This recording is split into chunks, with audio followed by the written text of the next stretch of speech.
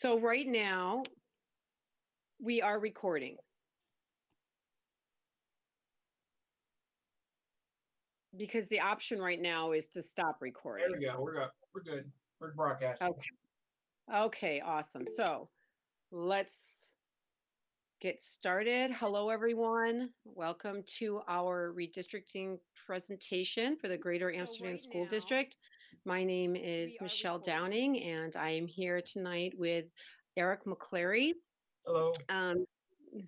Eric and I have been working on this with a team of Amsterdam residents and employees for the last few months. A little bit about me. I worked in the school district in Amsterdam for about 34 years before recently retiring in July as the assistant superintendent. And I've been supporting the district in a few different ways, consulting, but primarily focusing on this redistricting piece. So I'm thrilled to be here and to be able to still work with the district, one that I've known pretty much all of my life. And, my heart and soul are here. So that's a little bit about me. Eric? Yeah, I've been working for the district for 21 years. I do all the data processing. Basically, anything with data is something I work on.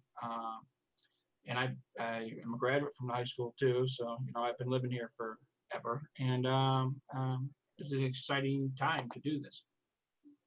It is. It is an exciting time. Thank you. So tonight we have a few things on the agenda. We're going to start from the beginning and talk about, what is redistricting. Eric is going to do a map review. Then we'll come back to review the key concepts and things that everyone needs to know as we move forward with this program, planning on getting it going in the fall of 2020, so next fall. We will have another presentation again a week from now, and at that time, we will honor additional questions. So you'll have the opportunity to send additional questions in during the course of the week, and we will focus on those questions next week as well. So a bit of an introduction, the Redistricting Advisory Committee, informally known as the RAC, was formed in January to study the transportation concerns in the Greater Amsterdam School District. The committee consists of 20 members, and the members include board members, parents, teachers, community members, administrators. The committee met multiple times during the winter to formulate a plan, and we developed a 3-year plan for redistricting, along with additional recommendations for consideration to ensure a smooth transition. If you'd like to take a look at the redistricting study, you can find that at the district's website at www.gasd.org. You'll see there the study that was actually shared with the Board of Education at its November meeting. So Eric and I met with the board at the November board meeting and shared the proposal. They gave us the go-ahead to continue the study and to develop a proposal. And so the committee was formed in January, and we worked through January, February, and March to come up with a plan to be able to make this transition as smooth and seamless as possible. So what is redistricting? What we're looking at is a plan to place all elementary students back into their home school zones so they can go to a school close to where they live with children in their neighborhood, and we'll be ending the current magnet school configuration. Why are we doing this? Well, basically, it started with the fact that we were having many, many transportation issues. Students were on the buses for an hour and a half at a time, or students might be waiting at school for an hour before their bus came after school, or they may be waiting at home for some time for the bus to arrive. So the issues with transportation prompted the study, and the study offered some research to say this would be the best way to go. The magnet schools are no longer in effect, so the curriculum and instruction are similar across all 4 elementaries. Now's the time to be able to make those changes and to have a system that's much more efficient. Who is going to be affected by redistricting? All elementary students in grades pre-K through grade 5. And when is it going to begin? It's going to begin this fall in 2020 with a 3-year phase in period. So basically, we're asking for volunteers over the course of the next couple of years to consider moving children back to their home schools. Now, we know that we can see efficiency in transportation with this plan. We expect bus routes to be reduced by 65 to 75% with a return to the homeschool piece. The sooner the changes are made, the sooner we'll be able to see the changes in the busing, right? So next year, if we are looking at anywhere between 10 and 20% of our children to voluntarily move to their home school, we may not see a huge difference in the actual busing next year. But the goal is by the time we are at 3 years out, we will be able to see the transition and be able to offer smooth transportation to all of our students. So with that, Eric, I think you're going to take it over and talk a bit about the maps and the work that went into the plan itself. All right, let me bring this up.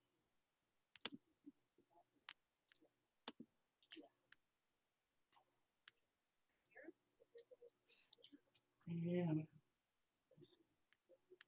I assume that's showing up now. I was just waiting on the live view to make sure it pops up. Yeah. Do you see it, Michelle? Yes, I can see it. Okay. I'll go back. This is our current situation, and this is how I came about making the maps we currently have, and our current busing problem. This is what the district currently looks like. Each color represents a different school and where a child lives. And basically, as you can see, it's like confetti. It's like randomly out there. So of course, it's hard to make a nice bus route to grab these kids and get them out to school on time. This is like our main problem with the busing is how dispersed everybody is. Through this, and this has caused delays to, of course, long bus rides. Redistricting will change the map to this. Obviously, everybody grouped by color, which causes bus rates to lower 70%, but less bus rides. There'll be shorter, more distinct rides because you're not picking up multiple kids from different areas. You're picking up the same kids or going to the same school in the same area. So that causes the bus rides to be like a half an hour or so. We also designed these zones with safety in mind, and we tried to make sure nobody crossed a major road. That was a big thing.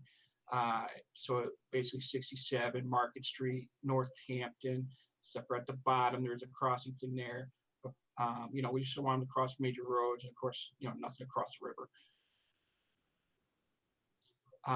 So we had to start somewhere with this whole process. So these are the new homeschool zones.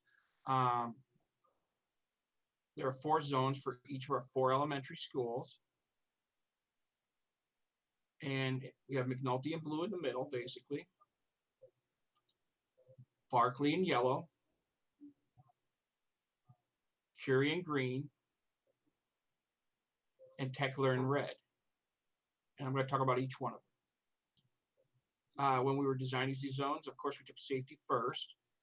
We want to make sure at least there was the least amount of crossing of major roadways for kids that were walking. We also calculated, based on enrollment, how many students can go to a particular building. So we had a baseline to figure out basically how many kids we could fit in a school, so how big an area could be. So this led us quickly to the first zone of McNulty, and we're going to zoom in to talk about it. McNulty is unique. It has over 600 students that are in walking distance. I mean, McNulty can only hold 500 students, so they all could not go to McNulty. So we had that goal, so we started making the borders. We made a cutoff on Route 30, which Market Street, so no one has to cross. The next border would be Northampton Road, not the upper part because there's no sidewalks. And finally, to fill the school to capacity, we started going down to the west end, down to Evelyn Street. Then we went and looked at Barkley across the river. Even though it's the largest zone, it actually has the fewest students for the area. So few that all the south side does not fill it. So we needed more kids. So I'll zoom in, I'll show you what we did. We added the east end to Barkley's homeschool zone. It had the right amount of students we needed to fill it. And it's also made the busing a lot more efficient, just straight down east end right across the bridge to school. Our next zone would be Curie, next school. Curie's location places in a perfect balance of walkers and bus riders. I'll zoom in and show you what we did for the borders. Keeping with the safety theme, we took all the students south of Route 67 out into the country also. I don't know if you see my mouse, but out into this area too. They also have east of Route 32, so those students up in this area don't have to cross, or down here. And that goes up Brookside Ave to Walnut Street. And we also included Colonial Square Apartments because we actually, in this whole area, did not have enough students again to fill the school. And there's more condensed population of kids at Colonial, so we took them because they were close. Finally, that leaves us with our fourth homeschool zone, Techler.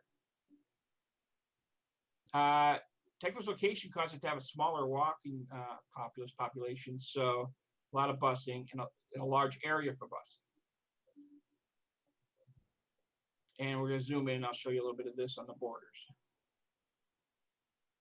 The main border is at 67, taking on students north of 67. This would have been Curie down here, so this is north. It's taken west of Evelyn Street, so where we stopped before, it took everybody out there, out into the country, out to Fort Johnson and beyond, up in this area. And also we're taking, of course, to the west of Northampton Road, because they were all going into north to get to the east. And of course, Hagman's in this whole area too.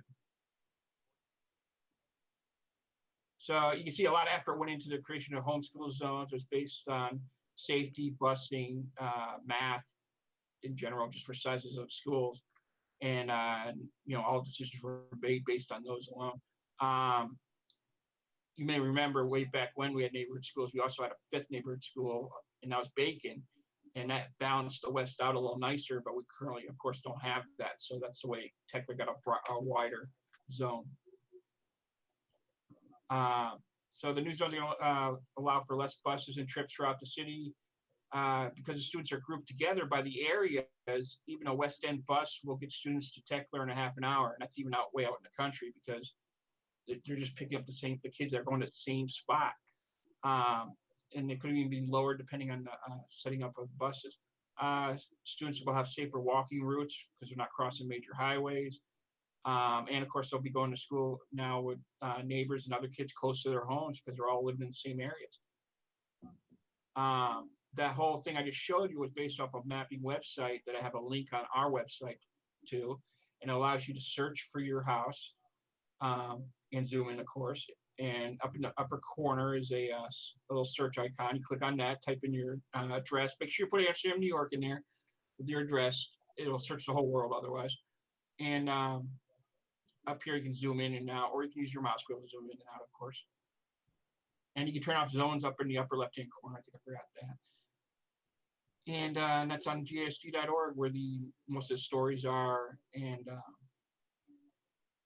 I hope you like this presentation and understand how we came across these new school zones. If you have questions, send them out to rdquestions@gsd.org. We'll answer whatever you got. We'll help you in any way. If you're not sure of your zone or something for some reason, I'll figure it out for you. And there you go, Michelle. All right, awesome. Thanks, Eric. And we're going to walk ourselves through the website here shortly as well. All right. So let's see, this will let you take over. So I'm going to share my screen again.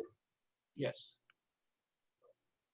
And I'm going to pick up here where we left off. So as you could see, a lot of thought had gone into this. Eric was very methodical, with the process. So now what does that mean moving ahead?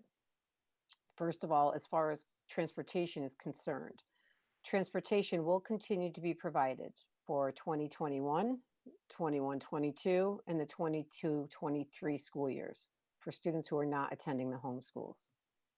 Beginning in 23-24, those students who are not in their home zones may continue in the building of choice as long as there's room in that designated grade and transportation to and from the school is provided by the parent or guardian. So in 3 years, if there's room, that child can stay in that building and the parent or guardian is going to be responsible for the transportation. Also, beginning in 2023 and 24, transportation to any other addresses other than home is provided under 2 conditions. Daycare is within the student's home school zone, or daycare is provided by a licensed daycare provider within the Greater Amsterdam School District. What is the transition going to look like? Well, it's already starting. It's already moving along. Students are going to be placed in their home schools based on the following priorities. Separated siblings can now be relocated to homeschool zones. And there are a number of siblings that are separated, so that's a wonderful option. Current K-5 students will be given the option of remaining in a current school or relocating to the homeschool zone. So current students have an option. Parents of current students in K-5, you do have that option. For 2021 only, incoming pre-kindergarten and kindergarten students will be given the option of attending a school with siblings or attending a school in the homeschool zone. So incoming kiddos have a choice to go to the school with the siblings, or they will be attending the school in the homeschool zone. Beginning in 2021, students who are receiving consultant teaching support can now opt to return to their home schools where they will receive the necessary services. All new entrants will continue to be automatically assigned to homeschool zones. And that's something that actually has been in place with new registrants for the last few months as new students are entering. So what do you have to do? We're asking that you please complete the survey by May 8th, all parents of K-5 students, and here's how. So you will go to the district website, and on this site, we are able to see all of the updated information. Okay, so here we are now. The link that Eric was just talking about is right here at scribblemaps.com, where you can type in your address to be able to see which zone you may be in. Frequently asked questions. These are questions that are coming in that we are answering and constantly updating this document, so please feel free to check back on that. And then a description of pretty much everything we're sharing with you this evening. How are students going to be placed in schools under redistricting? We need your help. So the Google form for you to complete, the survey to complete, the link is right here. And basically, you're just going to be filling in basic information about your child. And yes, we ask that you complete 1 form per child. And let us know, 1, you'd like your child to remain in the school they are currently enrolled in next school year, or 2, you'd like your child to move to their neighborhood school next school year. Now, if you are currently in your home school zone, you can simply choose option number 2. So for parents who have children, or you're already in your home school, you can simply choose option number 2 for that particular piece. So to fill out the form, you also will need your student's ID number. And I know I've seen this posted up on Facebook and in other resources as well, but these are the items that you will need in order, and well, this is where you can find your child's ID number. It is their lunch number. You can find it on the report card. But if worse comes to worse, feel free to call district office, and you'll walk through a security verification process, and the secretary there will give you that information, actually the data manager. And then as we scramble or scroll on down here, you will see some more information, pretty much very similar to everything that we're sharing with you this evening. So that is all on the district website. One other thing that we wanted to talk to you about this evening as well are the additional committee recommendations. So the committee felt it was very important to be able to offer additional supports to families as we work through this transition. So three ideas that were shared with the board are included here on the slide. The first is actually um, one conversation was about a shuttle service.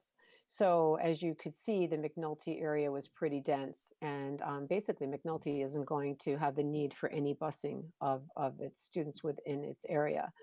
So one concept that is being looked at is the potential for a shuttle service during the cold months to be able to help the children, get up the hill, walk, and catch a ride to school. Um, this is being worked on. It's going to be looked at.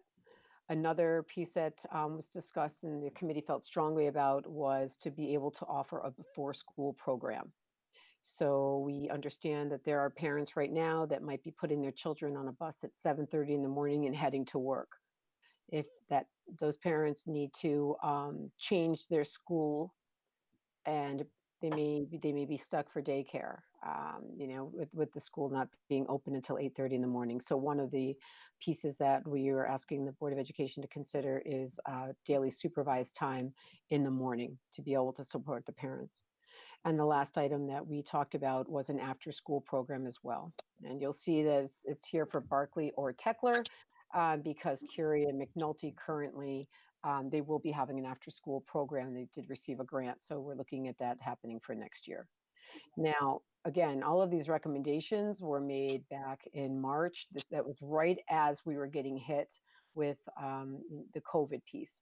So since then, state aid has been cut and finances are definitely not the same as they were back when we were coming up with these recommendations, but they still were shared with the board, and these items are still under consideration. So some of the questions that have come up so far that we thought would be worth sharing with you this evening. I'm going to go through a couple of those here now in the next few slides. So, will the coronavirus pandemic affect the district redistricting plan? No, it will not. We are going to be proceeding as planned. Another one after this. What will special education services look like with redistricting? So, as you can see, and I mentioned this earlier, prior to redistricting, grade level consultant teacher special ed programs varied by building. So, for example, Marie Curie offers consultant teaching special ed programs only in grades K and 4. So, with the redistricting, GASD will be able to offer special education consultant teacher services at each grade level in each elementary.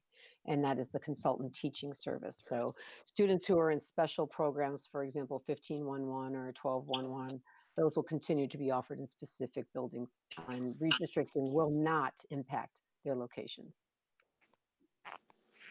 Do I have any say on which school my students can attend next school year? Yes.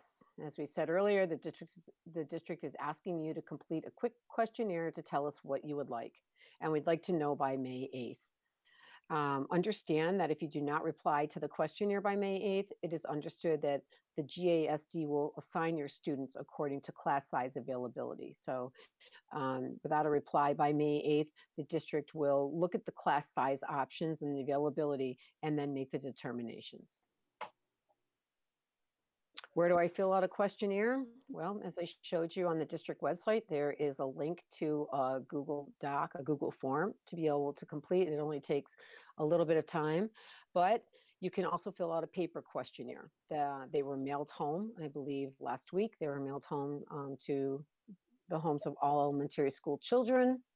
You can scan and email the form to Mr. McClary at the address that you see there. You can also mail it and send it to district office up on Saratoga Avenue in Amsterdam, or there is a drop box located outside of the district office that you could use, or you can even drop it off at one of the three meal distribution sites, Techler, Lynch, or the high school, between 11 and 1 on Monday, Wednesdays, and Fridays. So there's a number of different options. And again, if you're not sure, you can call the number and talk to the data manager to make sure that you know where to go. But again, we ask that you do not miss the May 8th deadline. So to be clear, What? We got a question on the Sure. chat. Um, Jason Moran is asking, will the special education changes planned as part of the redistricting effort be impacted by the potential budget shortfalls resulting from the loss of state aid? That's a good question, and thank you for asking that, Mr. Moran. Mr. Moran was on the redistricting committee as well, and at this time, after it is not expected to impact the um, the plans for next year. So as of this time, in talking with the director of special education, it's at this time it's not looking as if there's going to be any changes to that particular piece. So there may be changes in assignments, but right now it appears as if there is enough staff to be able to support the changes that we are proposing. Again, thank you. Good question. Okay, so what about transportation after the 3-year phase-in period? And the question is, will we have transportation if we are not in our homeschool zone after the 3-year phase-in period? And the answer is no, there will not be transportation at that point. The district is providing transportation to students in homeschools only beginning 23 and 24. And one more time, will transportation to any other addresses other than home be provided? Yes. So we will be able to offer it to daycare within the student's homeschool zone or to a licensed daycare provider within the GASD. Will transportation continue to be provided for pre-K students? No. So starting in the fall, due to the COVID-19 and loss of state aid to GASD, transportation will no longer be provided for children attending the pre-kindergarten programs. All right, so that's beginning this fall. Pre-K transportation will now be the responsibility of the parent or guardian. How can I find out more? So again, visit the website. You can email any questions to us at rdquestions@gasd.org. Eric and I are monitoring the emails, and we will definitely get right back to you. We are planning on doing this again next week. And if additional questions do come up, we will definitely share those questions again with the answers. And the presentation is currently being recorded, and it will be posted online to be able to view at a later date. And we also will take these slides and turn them into PDFs for people to view. So you'll have my mapping one, and we'll have the main one here posted as well. Mm-hmm. We'll make sure that we share the names of the people that were on the committee as well. I want to publicly thank them for their hard work and their dedication. This was a very difficult and challenging task. We know that something has to be done with transportation, but what's most important is the health and well-being of our students and our families. And everyone came in with the same goal, to make sure that our children would be safe and receive the education that they truly deserve. So again, any questions, please feel free to email us. You can just send a mail to the superintendent's office. Our next virtual presentation will be 6:30 on May 6th. Jason has another question. He's asking if a pre-K student has an older sibling, can they still ride a bus? That's a good question. And at this time, there is no transportation provided for pre-K students. So the answer would be no.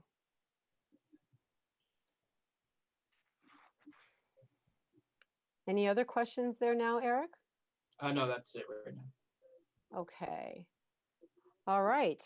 So with that, I think I can stop recording. Again, thank you everyone for your time on this. And again, if you have any questions, please do not hesitate to reach out to us. Thank you. Thank you.